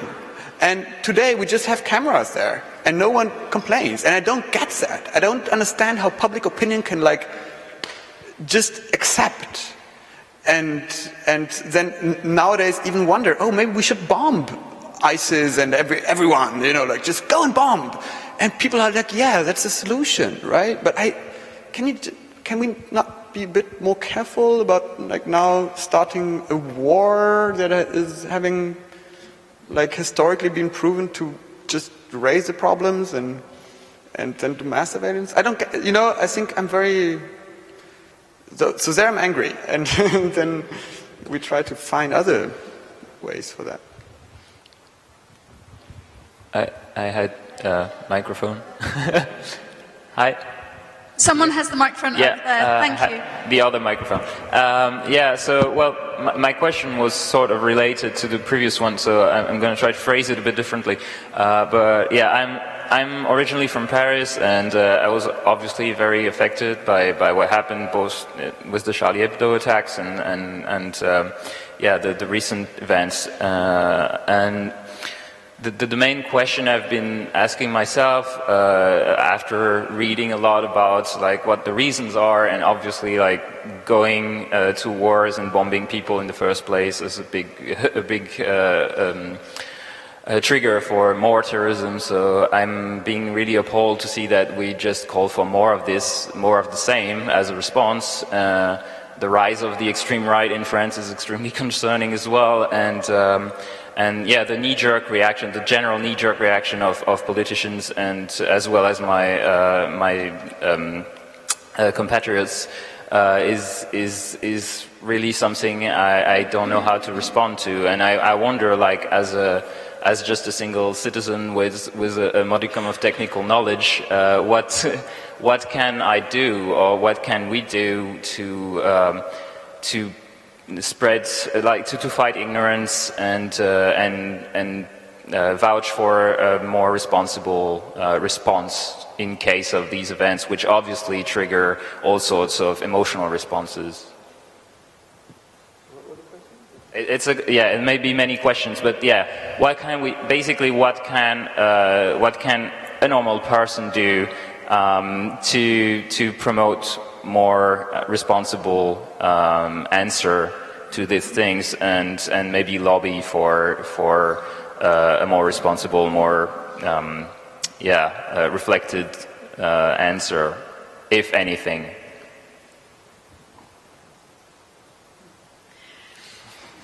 Silence. What can we do to save the world? Well, it may be that we've just been... My gut feeling is that I think we've just been hearing these four people talk for the last hour about what they think that we can do.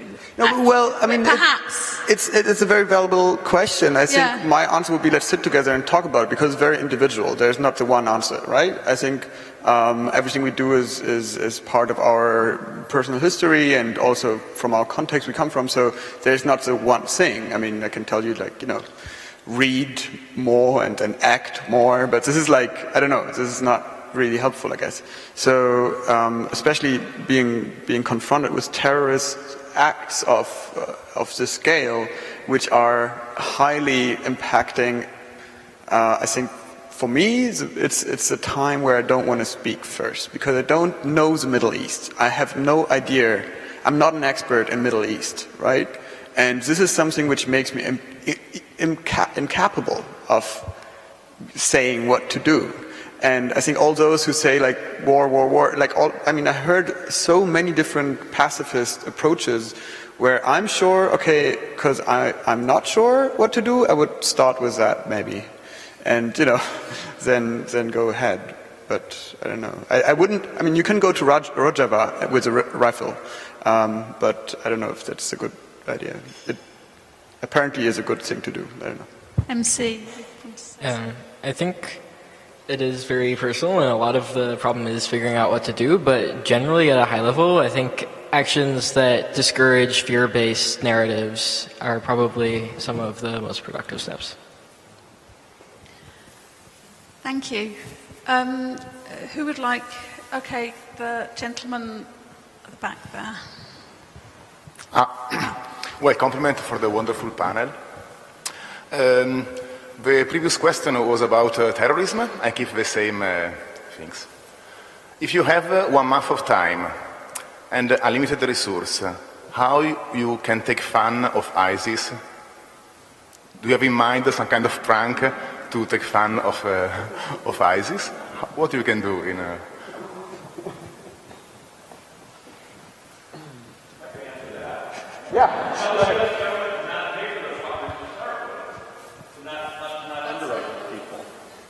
Yeah, ISIS is underwritten originally by the United States government as a way to battle other parts of other groups in that area. We finance them.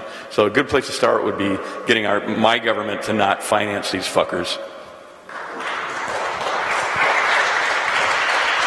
So it's funny that you mentioned pranking ISIS, because I think yesterday was... Anonymous has this thing where yesterday was I think today was Pranking ISIS Day. I was basically a day where everyone is supposed to send goatsy to ISIS on Twitter, and weird things like that. Also, I noticed that Anonymous have been rickrolling ISIS. Yeah, that too. Kind of regular, yeah.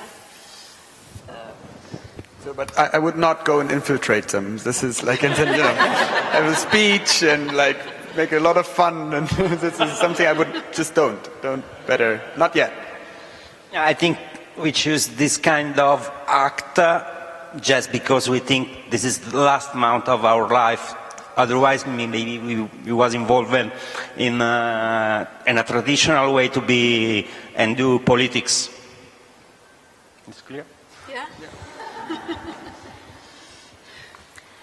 Also, I was interested in what you said, Jan, about feeling that you don't know anything about the Middle East, like you don't feel like you know enough to be able to speak. And I think that this is also an area that that there's some work to be done in, which is actually making these connections more.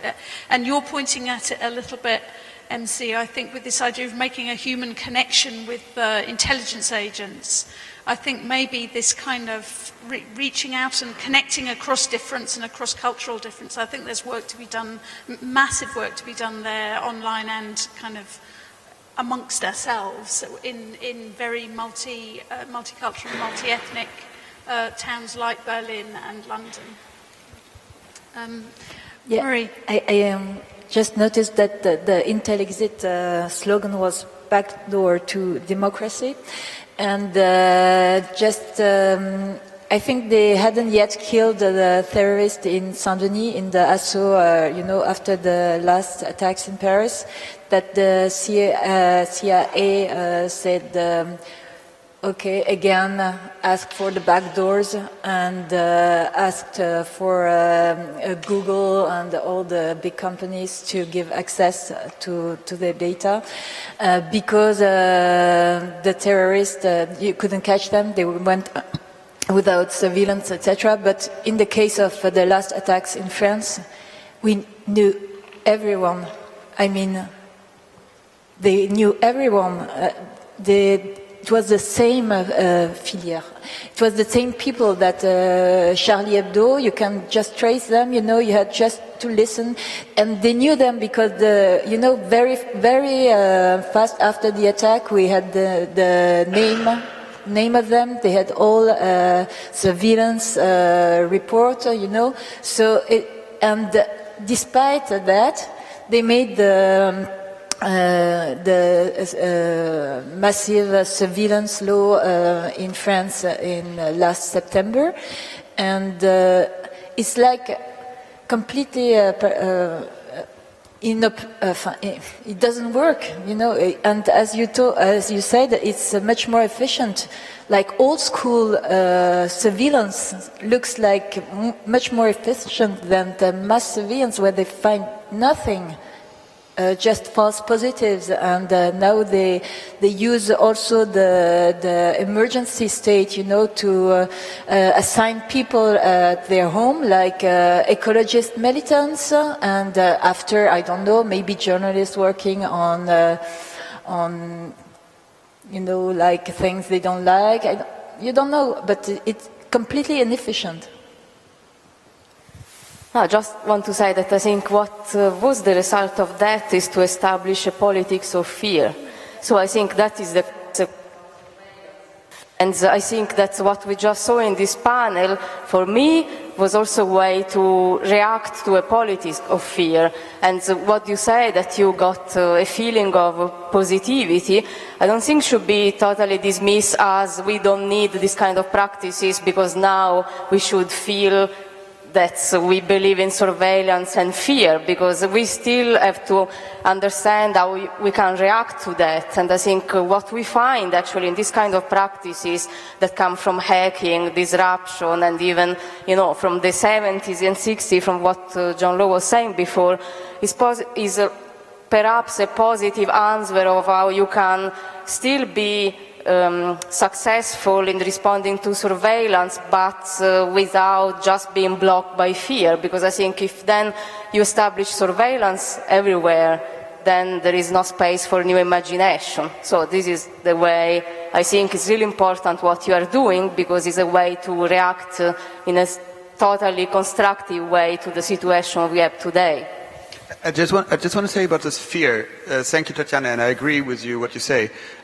Still, I'm a little bit ambivalent about this idea of fear is something bad and whatever, because if you look, and I'm not sure if it's good or bad, but if you look at the social movements in Germany from the 80s, there was a lot of power coming from fear that was anti-nuclear. So this whole anti-nuclear movement, anti-war movement was so full of fear for our poor little children, and they were from there able to become the world's biggest anti-nuclear movement. So also in fear, I think it's like it's a dosage or something. I don't know, but it's like it depends on what you fear, or I don't know, but. But a clear difference between that is that the anti-nuclear movement, they felt fear and they were noisy and protested. Whereas at the moment, the people who feel fear then silence themselves. So it's it's kind of like it's having this opposite effect, perhaps. Yes. Okay. I'm really glad, Ruth, that you brought up the Peter Sunde article, because I read that at the same time as I was surfing a lot of information about the COP21, and sort of juxtaposing this information in my head. I was reading that like 760 million indigenous people may have been written out of the corporate charter agreements that are now going to be in the climate negotiations. And it was making me think that there's something valuable in what Peter Sunde said. I know he's really depressed and having just spent a year in jail, but I think he might have been implying that people who have incredible tech skills, like all of you, and using this in very tactical ways, that maybe it would be like he was saying, we might lose the internet. And a lot of the tactical tech people that I know are like in a chess match with like a very empowered, super rich entities that are controlling these tech tools. But what if we turned our tech tools more towards being in solidarity with the people who are fighting to win back the earth? Because I'd rather win the earth than the internet. And I think if we don't win back the earth and just have a fucked up internet existence, we've really lost everything.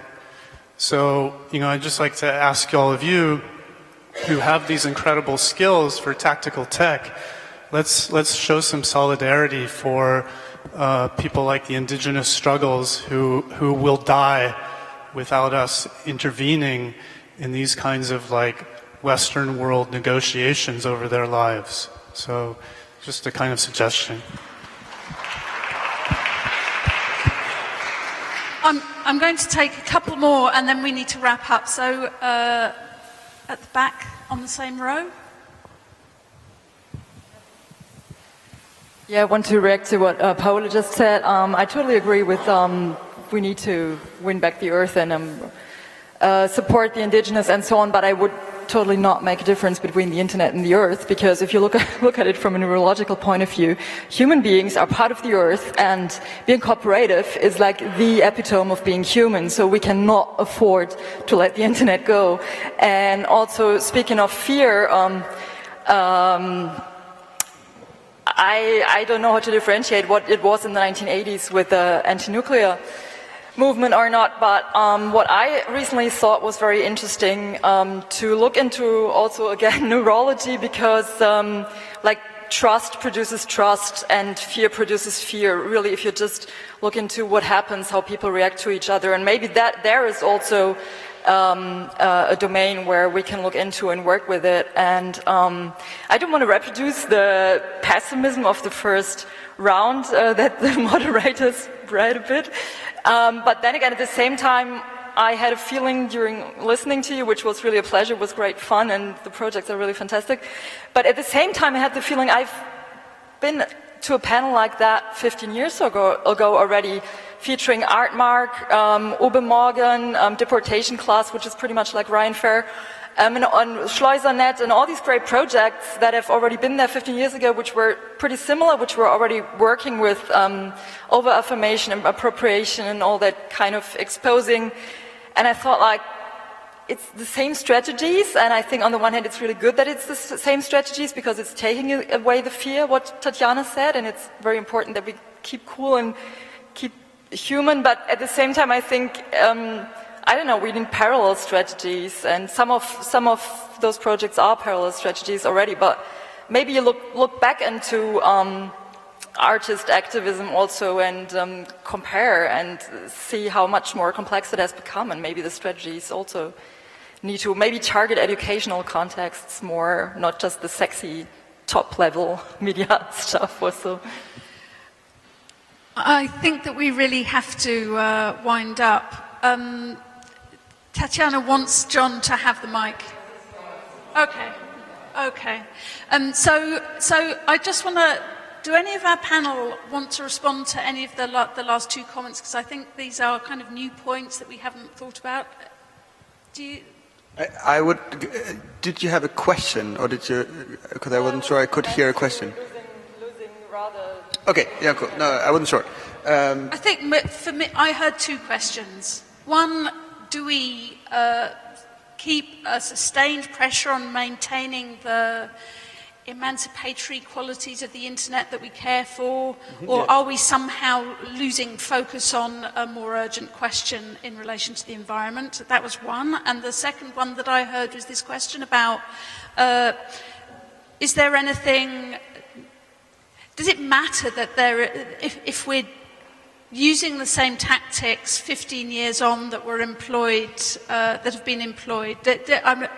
The question to me is whether that matters, but I think it's like we're, So I can quickly say yes to you, yes, absolutely. And we're, like, I clearly say that there is the digital division, or however you want to call it, at Greenpeace that is still understaffed and needs to happen faster. So all you donate to us and we can maybe do it, but we do what we do, like, and I would totally encourage that.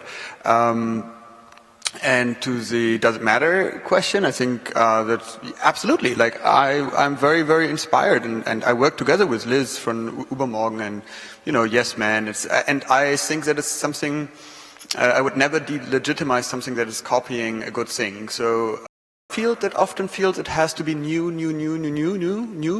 and I don't see that as long as it works, and as soon as it doesn't work, then then maybe some little bit new. MC.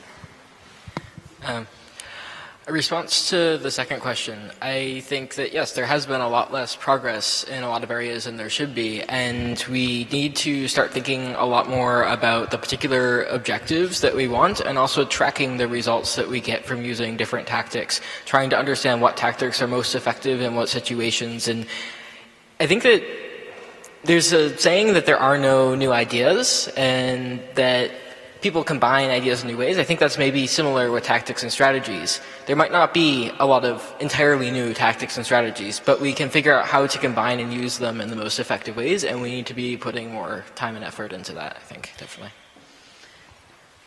Do either of you have anything you want to add, or do you feel you've said everything you need to say right now? Okay. Okay, so before we thank the panel for their provocations and brilliant conversation, I think, Tatjana is going to come back to the stage and wrap up the entire Disruption Network Lab series. Yeah, no, but first I would say we should thank all of you, and you deserve your great applause.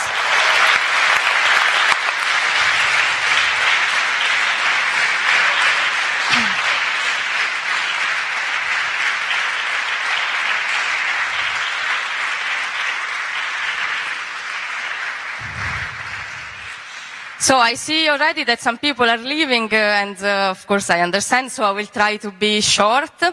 And, I was kind of thinking how to end up this great year of practices and disruptions. And, I would say that the artistic director's final statement sounds really boring and pretentious. So I'm not actually delivering you any statement, but we didn't know how to call it. So we actually like to copy something and position it again as new.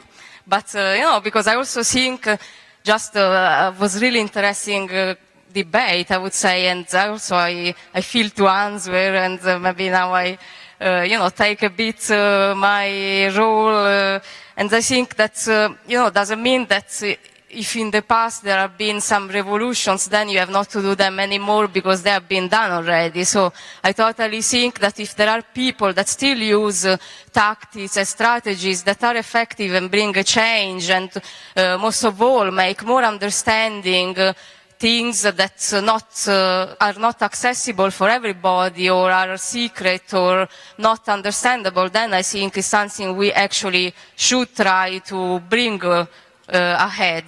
So I would say that I would hope that this panel and all these events that we have been doing for this year is something that perhaps will also bring people doing more things like that, because I don't think there is never enough. And I totally believe that we should not be stopped by politics of fear, because that is perhaps the results that many people are expecting on us. So just I want to conclude a bit this experience, and I have to say that we hope also to go on next year. We are waiting for the confirmation, or maybe not, of our funds. So we already applied to the Stadtkulturfonds, and so we don't know yet, but we planned another year of great events. So we really hope this up our box and trying to explain also what we have been doing this year. And I feel also that a lot of the events that we have been doing are about people and about connections. That is why the whole program is called Disruption Network Lab, because from one side we really try to establish network not only among the people that participate, but also among the different events that we have been doing. And so the idea was to also try to go beyond just digital culture, to bring together practices that are not often connected, like, for example, sexuality, pornography, hacking, activism, politics, and other common life practices that are also part of popular culture, if you want. And so this is what we have been doing, a sort of montage methodology. I try to define it like that. That is a way also to imagine an artistic practice of a curatorial program, not only about the events that you do, but also about the relationship of people that you have before and after that. And so I would like also to go on and show you where a bit of the roots of all these programs that are coming also from research on disruption. And also I want to say that for this specific event we have a collaboration with the Axioma Institute for Contemporary Art in Ljubljana, and we did, before the starting of the Disruption Network Lab, a big operation of having an exhibition about network disruption that was traveling in various European cities. And I want to mention that because with this event we are also launching the catalog, so if you want you can get it at the counter desk, or you can download it for free online. That is also a nice thing. And I wanted to mention this also because many of the people that you saw today somehow were involved in this exhibition, like John Law was there, and also I collaborated strictly with Gabriella Coleman for the Anonymous section that was also speaking about anti-sec, and Jeremy Hamden and Barrett Brown. And also there was Luther Blissett, the Peng Collective, and a lot of other great projects. And after that was March 2015, in April was then the beginning of the Disruption Lab. You can see how many people were in the panel at the end of the exhibition. So also people that have been really important for me in the past years, like the Telecomunisten, for example, Vittore Baroni, Florian Kramer, and so on. So if we go on, then in April we had the first event that was drones, eyes from a distance, and we invited Brandon Bryant, that was our keynote speaker.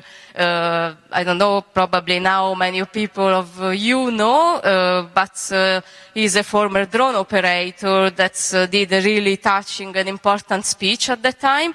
And after him, then we had a collective panel with many people working on the discourse of warfare, like investigative journalists, also activists, and I mean, you can see some of them there. And the second event we did in May was called Cyborg, Hacktivist, Freaks and Hybrid Uprising. And also there the idea was to bring together various expertise like hackers, cyberfeminists, transgender activists, artists, to speak about the concept of cyborg as a political context of intervention. That was also the moment in which we did a partnership with the Leuphana University of Lüneburg by translating for the first time into English the book from Antonio Caronia that is called The Cyborg. Then in August, the 8th and 9th of August was also great events that happened thanks to also wonderful collaboration with Gabriel Moses, and was called A Game of You into the social media vortex. And there we were discussing about how from one side you can survive into the wild torrent of our digital life, from both the moment in which you are trapped into the social media vortex, or you react against that by creating new form of imagination. So we were discussing about Gamergate, the Techno Viking, and the smart media's psychedelic webcomics. And in September, we had a partnership with the Nome Gallery, and we, with that occasion, opened the first solo exhibition of Jay Kappelbaum and his wonderful infrared photography that was called Summit's Data, Evidence of Conspiracy. So the event that then we did here, that had the title Tactics and Strategy of Resistance, was instead about the idea of how also to try to find a positive outcome to surveillance, at the same time also reflects on form of resistance against that. And the last event before this one was PornTubes, Sharing the Explicit, and there we invited people coming from another world, but also related, people working with pornography, sexuality, queer culture, and we were discussing how the tubes are changing the imaginary, the production and distribution of pornography, and at the same time how pornography is in the tubes a really big monopoly. And so we go back to today. And I want to announce you that after that there will be our party, the final party at the Spectrum project space in Kreuzberg from 10, so you are all invited to come there and celebrate with us 1 year of disruption. And I would like first, I mean now is an important moment, and I'm sure that they don't expect that.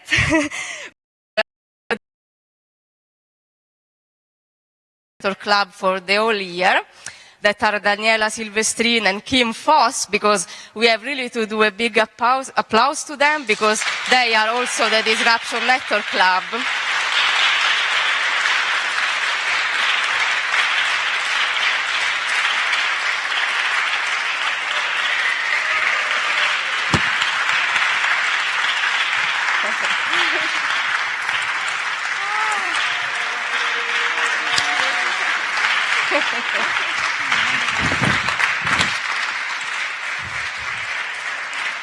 So I really want to thank you, because this has been a really wonderful year with you.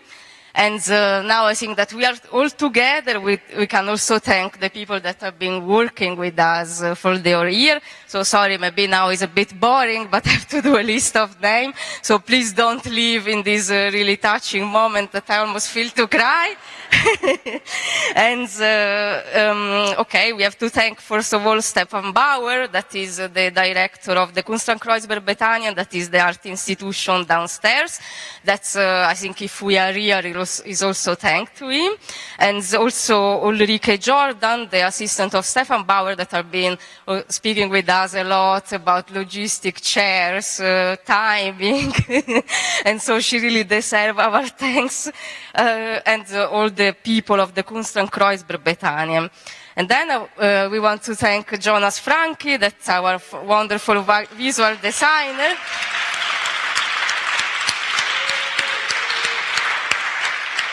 So, I mean, I was actually thinking, should we all go on stage? And then the answer was no. So, I mean, okay, they don't want to be here on stage. But I think that perhaps you are already on stage with your own wonderful graphic that you have done for us. And then Elisabeth Enke and Silvio Franke, our wonderful technology support.